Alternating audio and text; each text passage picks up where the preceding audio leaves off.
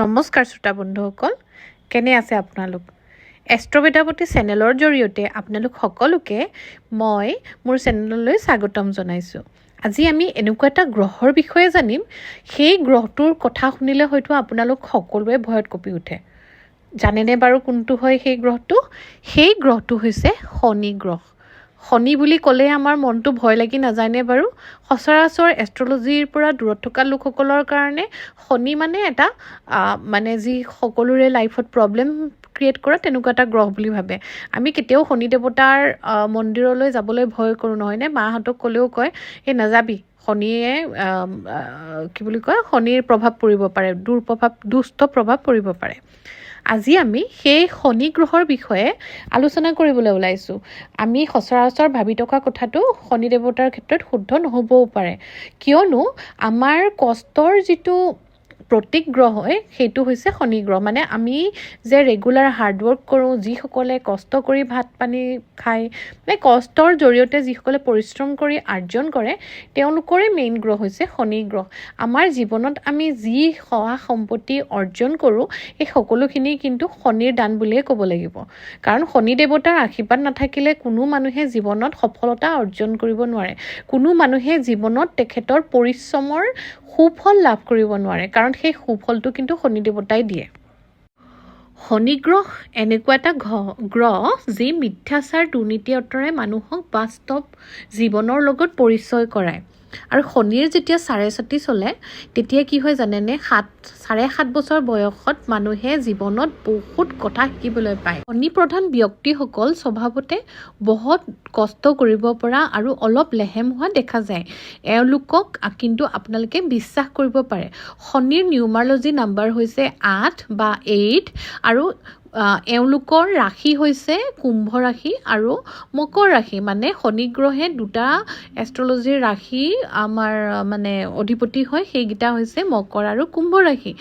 এই ৰাশিৰ লোকসকল নেচাৰটো কেনেকুৱা হয় জানেনে? তেওঁলোকৰ বাহিৰ ভাগ নাৰিকলৰ দৰে কঠোৰ হয় আৰু অন্তৰখন নাৰিকলৰ দৰে কোমল হয়। মানে তেওঁলোক সৰল আৰু দয়ালু স্বভাৱৰ হয়। এওঁলোকে কোনো বস্তু লাইফত সহজতে নাপায়, সকলো বস্তু তেওঁলোকে কষ্ট আৰু পৰিশ্ৰম কৰিহে পায়। মকৰ আৰু কুম্ভ ৰাশিৰ লোকসকলে জীৱনত ইমান ঠোকৰ খায় যে তেওঁলোকে বয়সতকৈ আগতে সকলো বস্তু ভাল ধৰণে অভিজ্ঞতা অৱলম্বন কৰিব পাৰে, অভিজ্ঞতা পায়। আপোনাৰ ঘৰত যদি কোনোবা মকৰ বা কুম্ভ ৰাশিৰ লোক আছে, এনেই আপুনি এই ভিডিঅ'টো চোৱাৰ পাছত তেখেতক কিবা জানে নেকি বা ওচৰ চুবুৰীয়া কোনোবা এজনৰ বিষয়ে সুধিবচোন। তেওঁলোকে যিখিনি ডিটেইলছত আপোনাক ক'ব, সেই ডিটেইলছ হয়তো আপুনি ভাবিবই নোৱাৰে, কাৰণ তেওঁলোকৰ জীৱনৰ অভিজ্ঞতাই সেই সকলো কথা শিকাই পঠিয়ায়। সেয়েহে এই ৰাশিৰ লোকসকলে জীৱনত লাষ্টৰ ফালে বহুত সফলতা অৰ্জন কৰে। মকৰ আৰু কুম্ভ ৰাশিৰ লোকসকলৰ তেওঁলোকে যদিও এষ্ট্ৰলজি নাজানে, কিন্তু কি হয়, তেওঁলোকে বডি ৰিডিং নাজানিলেও কোনোবা এজনৰ বিষয়ে আগতীয়াকৈ ইনটিউশ্যন পাই যায়। আগতীয়াকৈ তেওঁলোকৰ মনত এটা ধাৰণা আহি যায় যে সেই মানুহজন বা সেই মানুহগৰাকী কেনেকুৱা হ'ব। সেয়েহে তেওঁলোকে ষ্ট্ৰেইট ফৰৱাৰ্ড কথা কয়। সেয়েহে চাবচোন, কোনোবা এখন ঘৰত যদি মকৰ বা কুম্ভ ৰাশিৰ মানুহ থাকে, তেওঁ সমাজৰ বাকীসকল লোকৰ লগত মিলিবলৈ অলপ কষ্ট হয়। লাইক মাইণ্ডেড পিপুলৰ লগতহে তেওঁলোক মিলিব পাৰে। যিসকল সত্যবাদী, সঁচা আৰু চিধা ৰাস্তাত চলে, তেওঁলোকৰ লগতহে এই শনি প্ৰধান লোকসকল মিলিব পাৰে। শনিৰ 4.5 চলা সময়ছোৱাত আপুনি যিসকলে মিঠা মিঠা কথা কয় বা আপোনাক বহুত ভাল পোৱা যেন দেখুৱায়, তেওঁলোকৰ প্ৰকৃত স্বৰূপটো দেখি পাব। আপুনি গম পাব আপোনাৰ প্ৰকৃত বন্ধু কোন, আপোনাৰ শুভ চিন্তক কোন, সেই কথা আপুনি কিন্তু শনিৰ দ্বাৰাহে গম পাব পাৰিব। লাইফৰ যিটো বাস্তৱতা, জীৱনৰ বাস্তৱতা আমাক দেখুওৱা গ্ৰহেই হৈছে শনি। এই সময়ছোৱাত যিসকলে চাকৰি কৰি আছে, তেওঁলোকে পুতুককৈ চাকৰি এৰি বেলেগ প্ৰফেশ্যনত যাবলৈ ইচ্ছা কৰিব। যিসকলে বিজনেছ কৰি আছে, তেওঁলোকে যিটো বিজনেছত ভাল ইনকম কৰি আছে, সেই বিজনেছটো ছাডেনলি এৰি দিব। চাবচোন, তেনেকুৱা আপুনি যদি মানুহ দেখিছে, আপুনি তেওঁলোকৰ যদি ভাল ধৰণে কুণ্ডলী ৰিড কৰিব জানে কোনোবাই, বা ধৰক কাৰোবাৰ এষ্ট্ৰলজাৰ খবৰ কৰক, আপুনি গম পাব যে তেওঁৰ শনিৰ 4.5 চলি আছে। কাৰণ শনিৰ 4.5 এনেকুৱা এটা গ্ৰহৰ প্ৰভাৱ যি গোটেই আপোনাৰ জীৱনটো উথল পুথল কৰি দিয়ে।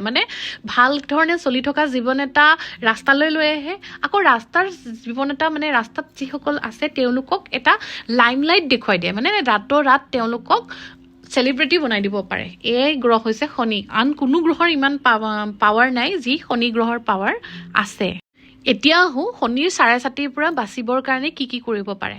শনিৰ চাৰে চাতি সকলোৰে লাইফত আহে, জীৱনত 3 বাৰ আহে। একোজন ব্যক্তি যদি 90 বছৰ বা 100 বছৰ জীয়াই থাকে তেখেতে জীৱনত 3 বাৰ এই শনিৰ চাৰে চাতি মানে পাৰ কৰিবলগীয়া হয়। এইটো আপোনাৰ 7.5 বছৰৰ এটা টাইম পিৰিয়ড হয়, য'ত first phase, second phase, third phase থাকে। 2.5 বছৰকৈ টোটেল 7.5 বছৰ। আৰু এই সময়ছোৱা আমি যেতিয়া সৰু হৈ থাকোঁ, আমাৰ যেতিয়া বাল্যকাল হয় তেতিয়া এবাৰ আহে, আমাৰ যৌৱনত এবাৰ আহে, আৰু আমাৰ যেতিয়া আদহীয়া জীৱন আহে বা বৃদ্ধ হোৱাৰ আগৰ যিটো জীৱন সেই সময়ছোৱাত আহে।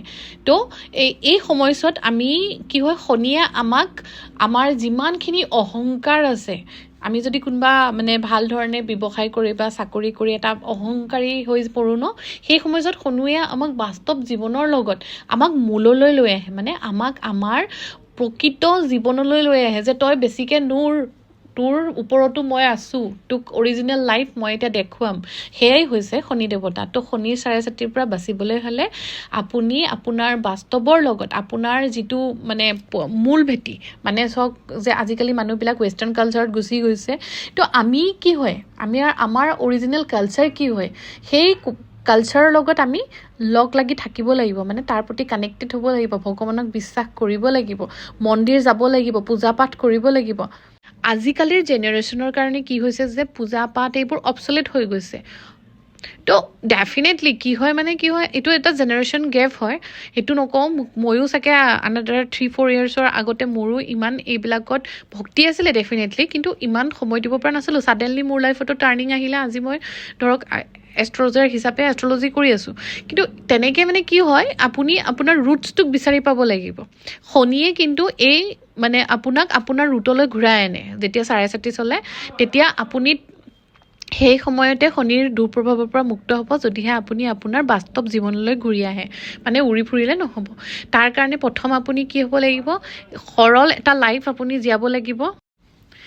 তাৰ উপৰিঞ্চি আপুনি হনুমান চালিচা পাঠ কৰক ডেইলি 11 বাৰ। যেতিয়া শনিৰ চাৰে চাতি চলি থাকে সেই সময়ছোৱাত হনুমান দেৱতাই বহুত সহায় কৰে, আৰু তেখেতৰ শনিৰ যিটো দুৰ্প্ৰভাৱ সেইটোও দূৰ কৰে। আপুনি সেই সময়ছোৱাত শনিৰ চাৰে চাতি চলি থকা সময়ছোৱাত কি কৰিব, তেল মানে মিঠাতেল হওক বা আপোনাৰ তিল তেল হওক, এইখিনি আপুনি কিনিব। শনিবাৰে নিকিনিব, শনিবাৰে আপুনি ঘৰলৈ তেল নিকিনিব ভুলতো। আৰু তেল শনিবাৰে আপুনি কি কৰিব, তেল মন্দিৰত দান দিয়ক। শনি মন্দিৰত দিব পাৰে, হনুমান মন্দিৰত দিব পাৰে। তেতিয়া কি হ'ব, শনিৰ দুৰ্প্ৰভাৱটো কমিব। আৰু শনিবাৰে আপুনি কোনোবা গৰীব দুখীয়া মানুহক মিঠা ভোজন কৰাবলৈ চেষ্টা কৰক। মিঠা ভোজন যদি আপুনি দিয়ে, তাৰ পৰাও শনিৰ দুৰ্প্ৰভাৱ দূৰ হ'ব পাৰে। এনেধৰণৰ বহুত আমাৰ ৰেমিডিজ আছে এষ্ট্ৰলজিৰ ফালৰ পৰা, যাৰ পৰা শনিৰ দুৰ্প্ৰভাৱটো কিছু পৰিমাণে খণ্ডন কৰিব পাৰি। চ' মূলতঃ শনি দেৱতাই আমাক আমাৰ জীৱনৰ যিখিনি কঠোৰ অৱস্থা, আমাৰ যিটো চিৰন্তন সত্য, যিখিনি কষ্ট আমি কৰিব লাগে সেইখিনি অৱস্থালৈ আনিবই। কিন্তু আমাৰ যিখিনি মানে ছাডেন লছেছ হৈ যাব পাৰে বা কাৰোবাৰ বিয়োগ হ'ব পাৰে, সেইখিনিৰ কাৰণে বিধান আছে। সেই বিধানখিনি যদি ভাল ধৰণে কৰি থকা যায়, আগৰ পৰাই আমি যদি আমাৰ যিটো মানে সমাজৰ আমাৰ সমাজৰ যিখিনি ৱৰ্কাৰ পিপল আছে, মানে ধৰক যিসকলে পৰিশ্ৰম কৰি দুবেলা দুসাঁজ খায়, তেওঁলোকক যদি আমি শ্ৰদ্ধা কৰোঁ, শনিৰ চাৰে চাতি অহাৰ আগতেই যদি শ্ৰদ্ধা কৰোঁ, জীৱনৰ সকলো মুহূৰ্ততেই শ্ৰদ্ধা কৰোঁ, তেতিয়াহ'লে আপোনাৰ জীৱনত শনিৰ দুৰ্প্ৰভাৱ কেতিয়াও নপৰে। আৰু আমাৰ জীৱনত শনিয়ে আমাৰ ভৰি দুখন বুজায়।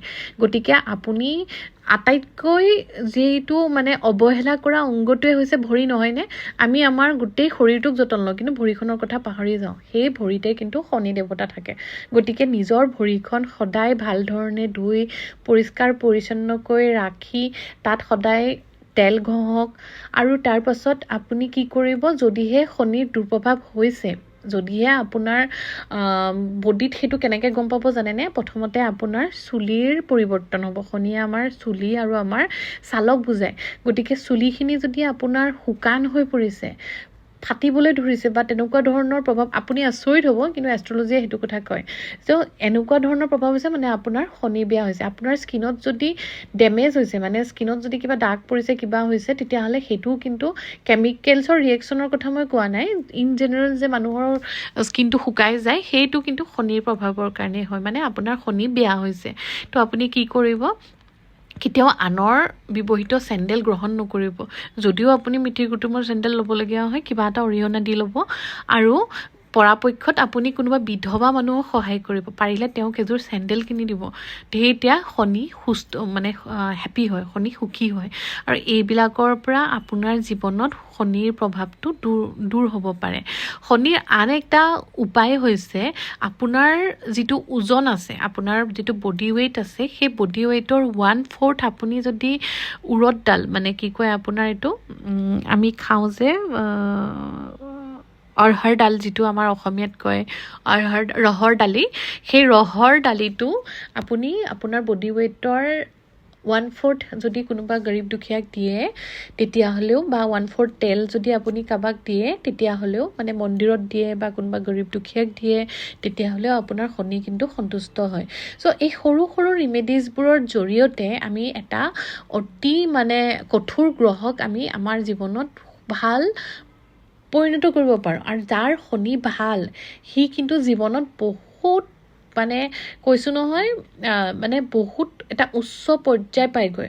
আপোনাক সূৰ্যই ৰজা কৰিব, কিন্তু সেই ৰাজগাতিখন ধৰি ৰাখিব পৰা কেপাচিটি কিন্তু শনিৰ আছে। গতিকে যিসকলে জীৱনত উচ্চতম শিখৰত কোনো মানে বিচলিত নোহোৱাকৈ থাকে, তেওঁলোকৰ চাব আপোনাৰ শনি গ্ৰহ সদায় ভাল হৈ আছে। শনি এনেকুৱা এটা গ্ৰহ যাৰ কথা আমি সকলোৱে ভবা উচিত। আমাৰ জন্মকুণ্ডলীৰ 2টা ভাগে শনিয়ে দখল কৰি আছে। তাৰ বাহিৰে শনিৰ 3টা দৃষ্টি থাকে, সেই 3টা দৃষ্টিৰে টোটেল 5টা ভাগ তেওঁলোকে গ্ৰহণ কৰি আছে।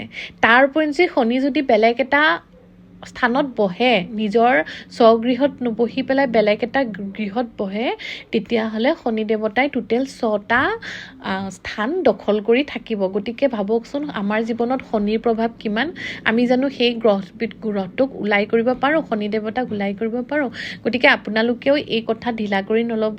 মোৰ যিখিনি আপোনালোকক মানে ৰিমেডিজ দিলোঁ, সেইখিনি ভাল ধৰণে ভাবক, সদায় হনুমান চালিচা পঢ়ক আৰু শনি দেৱতাৰ আৰাধনা কৰক। শনিবাৰে পাৰিলে নিৰামিষ খাওক। শনিৰ 4/4 চলি থকাসকলে শনিবাৰে ব্ৰতত থাকক। তো আপোনালোকৰ জীৱনত শনিয়ে সদায় ভাল ফল দি থৈ যাব।